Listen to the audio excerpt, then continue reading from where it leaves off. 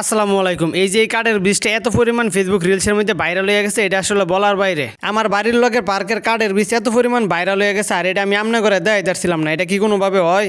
না হয় না, এটা কোনোভাবে সম্ভব না। এই কারণে আমি আজকে আমনে করে কয়ে দেম এটা কোন জায়গায় অবস্থিত, কিভাবে আইবেন, এই আর কি বিস্তারিত। তবে এই পার্কটা লইয়া এরা বড় একটা সুন্দর সেপারেটেড ভিডিও আইব, এটার লাগে একটু অপেক্ষা করুন লাগবো। তবে আজকে আমি আপনার করে লোকেশনটা কয়ে দেম, আর কিভাবে আইবেন, কয়টা টিকিট লাগবে, এটা আজকে একটু জানাই দেম। তার আগে এই পার্কটার নাম আমি আপনার করে একটু কয়ে দিই। এটা হচ্ছে সিসিটিভি টেকনোলজি পার্ক, যেটা অবস্থিত গাজীপুরের শ্রীপুরের তেলিয়াটি ইউনিয়নের উত্তরবেলায় গ্রামের মধ্যে অবস্থিত।